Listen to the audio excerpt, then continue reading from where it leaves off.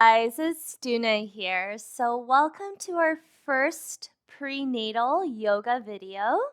Today, I'm going to be talking about the do's and don'ts. Okay, so before we actually get started for our prenatal yoga series, I want to make sure that you've asked your doctor for permission, as every body and every pregnancy is different. So, really, really important, ask your doctor first, okay? And know that throughout the classes, because every pregnancy is different, it's gonna be slightly different for each woman. So number one thing is I would say listen to your body. If you think that it doesn't feel good for you or you think it's not right, I want you to skip it, right? It's better to be safe than sorry. Okay, so another difference is depending like if you're a beginner in yoga or if you've done yoga for many years, it's going to be a huge difference as well. Okay, and I'll go ahead and explain a little bit more as we get into some of our do's and don'ts. All right, so number one, twistings, or rather, before we get into that, I am almost 16 weeks pregnant today, okay? So if you haven't watched the 30-day yoga challenge or my previous yoga videos, it's probably safe to do those if you're in the first trimester, as I was in my first trimester when we did all those videos, okay? But again, ask your doctor. Okay, so during the first trimester, because you're not showing, most likely you're able to do most of the poses. It's when you start developing a baby is when you have to start modifying. And some of the deep twisting poses, I would kind of back off within like the 16th, 18th week when you start to show. But again, everybody is different, okay? So, going into our do's and don'ts. Number one, twistings. Okay, so there's different modifications to it. Anytime. So, number one thing is you never want to compress your stomach. Okay, whether it's ab crunches or twistings, be very mindful of compression in your abdominals. Okay, so I'm going to show you an example of a twist. Okay, so in a seated twist for regular students who aren't pregnant, they're able to cross the left arm over that right thigh and then twist the opposite direction of where that right knee is lifted. Okay, so right now, because I'm not showing too much, I'm able to do this pose, but I'm still a little bit mindful of how deep I twist.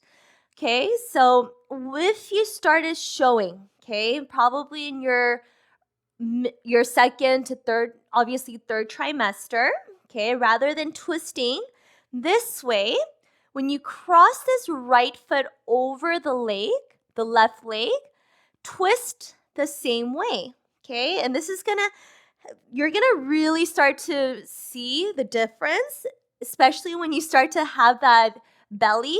There's a lot more space, and I'm gonna kind of turn this way. There's a lot more room for that belly, right? So you're gonna have to twist the same way that right knee is crossing over.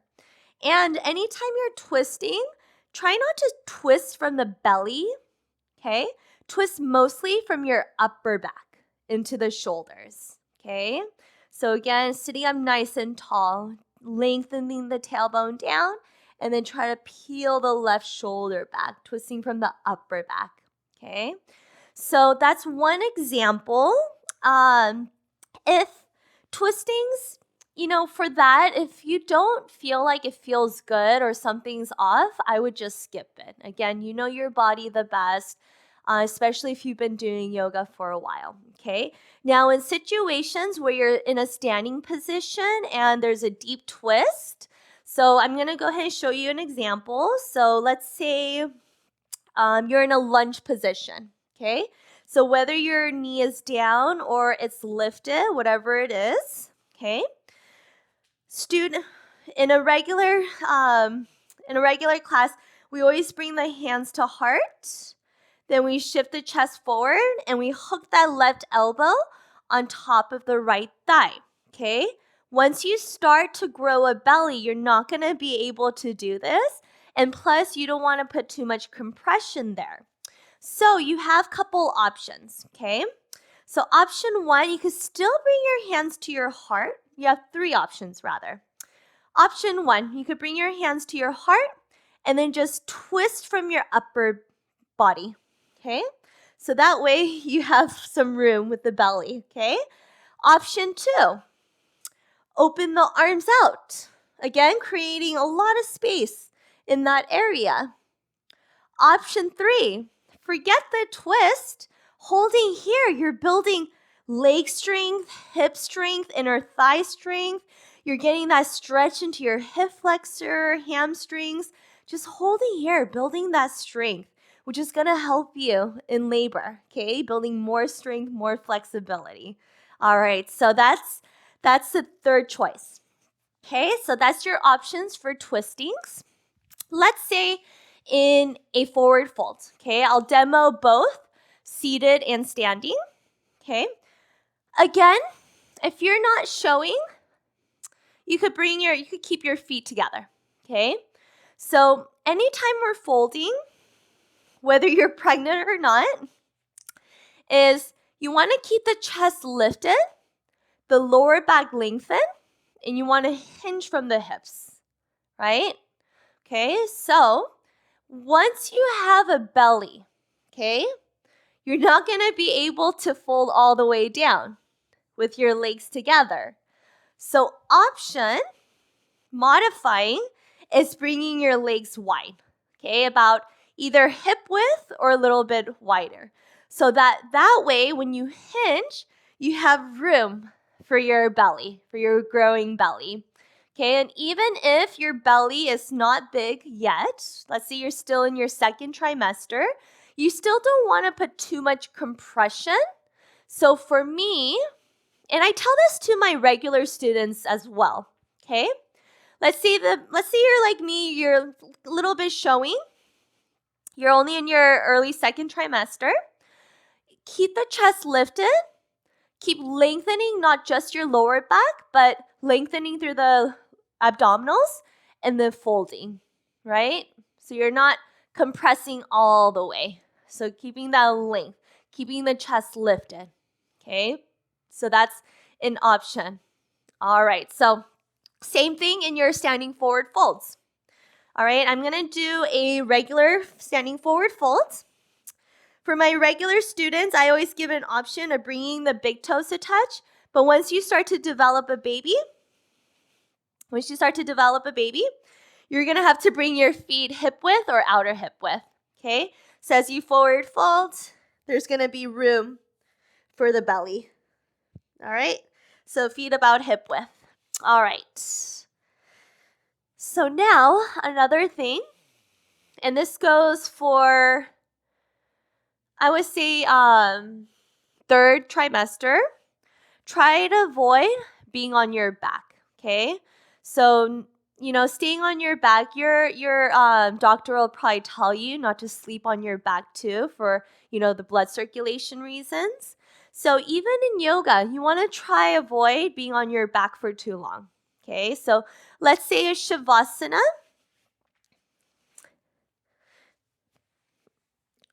Rather than just skipping Shavasana and leaving class early, come into fetal position. Okay, I'm not on my left side, but try to lie on your left side to get more of that oxygen, the blood flow into the baby. So this could be your Shavasana. Okay, so try to avoid being on your back for too long. Same thing with the stomach. All right, so once you have a growing baby, you're not going to be able to do it. So that one is kind of like, a giver, okay? But, for my first trimester, I was able to do a lot of belly poses, and I'm still able to do it, but I'm going to start backing off a little bit as I don't want to put too much pressure, okay? Especially when the baby starts to grow, you want to protect that area. So, I would say starting maybe like your 15, 16, 17, 18 weeks, stay off the belly. I'm just going to demo it really quick.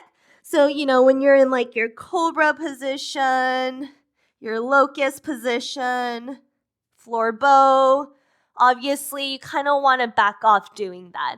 I'm probably going to stop being on my belly probably this week. I am, since I am 16 weeks. And to be honest, it doesn't really feel good.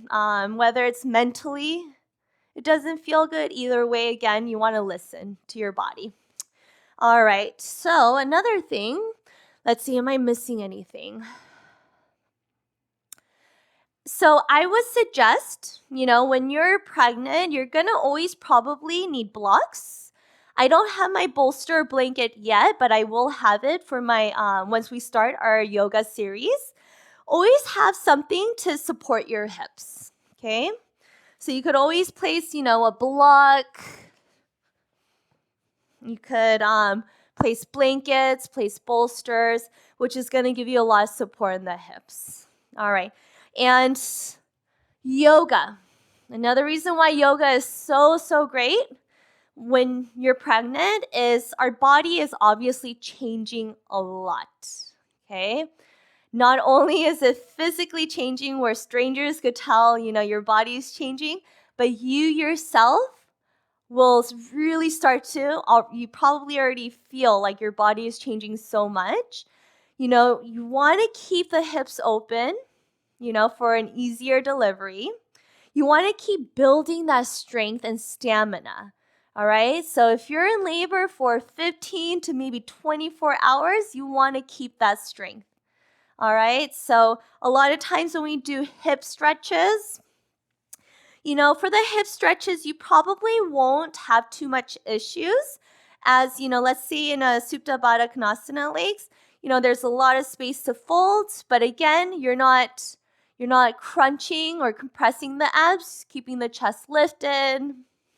You could still do your half pigeon pose. As you start to grow your belly, you probably won't be able to fold all the way. So just always modifying, always protecting that belly area. And lastly, if I'm not forgetting anything else, like I mentioned before, ab workouts, right? So you kind of want to avoid the crunches, okay? Maybe in your first trimester, it's okay. Again, I would ask your doctor. But when you're in your third trimester or even second trimester, compressing the abdominals is way too much, okay? So in yoga, you'll see a lot of times, let's say we're in your down dog. So in your down dog, when you're pregnant, when you start to show, usually your feet should be about hip width. But this time when you're pregnant, you're probably going to have to widen your stance. Feet about as wide as your hips, okay? And then a lot of times in class for the ab work, you might see this variation. Knee to nose, compressing the abdominals, doing those crunches. I would probably skip that. And then maybe you could bring this knee over to that right. That's a modification. I would say you could also drop to the knee, kind of shift forward. There's different modifications here. Just try not to crunch into it too much. For high plank static holds, again, it's depending on your body and how much you've been practicing already. This is an option, or you could always drop to the knees. All right, and I think that's it for now. If I forgot anything, please let me know. Comment below, email me. So again, listen to your body. Ask your doctor before you join my prenatal yoga classes. And most importantly, take care of yourself. The more you take care of yourself, you're taking care of your baby. But know that yoga is one of the best forms of workout when you're pregnant. Yoga, swimming, my doctor always tells me, keep doing yoga. And, oh, one more thing I forgot, inversions. Okay, so I asked my doctor early on, and I just asked him last week when I went to see him. I asked him again and again, can I do yoga? And he knows the type of yoga I do. So if you follow me on my Instagram, you might see me doing some handstands, some deep twistings, some deep hip openers. My doctor has seen all of those pictures and know what type of yoga I do, and he says it's okay for me. But again, this is why I keep telling you, ask your doctor, because every pregnancy is different. A lot of times you'll hear don't do inversions when you're pregnant, but again, it depends how long you've been practicing. For me, I love doing my handstands, headstands, but I probably won't stay inverted too long, okay? As a baby might flip, So, and as you notice, at least for me, my balance has already been a little bit off, okay? So with that too, you want to be extra safe, when you're doing headstands and you don't want to fall on your belly, right? That's the last thing you want to do, okay? So with the inversions, it's really up to you. I would say maybe skip it if you've never done them. If you're an advanced practitioner, you're probably not even watching this. You probably know what you're doing anyways. And if you do want to get inverted, down dog is perfect. This is an inversion. Anytime your heart is below your legs, right? Or anytime your feet is above your heart. So legs up the wall. This is an inversion. You're getting the blood flow down into your internal organs, your heart, your belly. So there are different variations for inversions. All right, I think that's it now. All right, thank you so much. Every Tuesday, prenatal yoga classes. Thank you. See you guys next week.